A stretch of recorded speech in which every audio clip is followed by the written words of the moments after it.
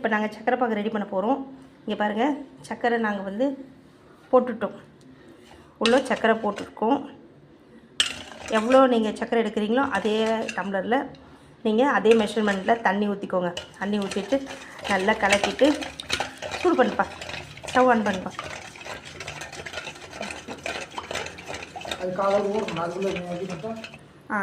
இந்த நம்ம ரெடி பண்ணி வச்சுருக்க அந்த பேட்டர் வந்து ஒரு 1/4 மணி நேரம் ஊறணும் இல்லையா? அதுக்குள்ளே நம்ம இன் பிட்வீன் கேப்பில் நம்ம சக்கரை பாகு ரெடி பண்ணிக்கலாம். இந்த மாதிரி சர்க்கரையும் தண்ணியும் மிக்ஸ் பண்ணிவிடுங்க. நீங்கள் ஆன் பண்ணுப்பா.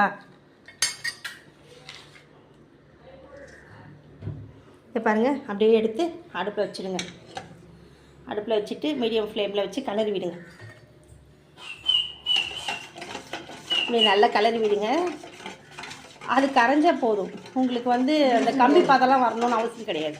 கரைஞ்சால் போதும். இப்படி கலக்கி விடுங்க. கொஞ்சம் நல்லா கரைஞ்சிடும். எங்கே நில்லுங்க.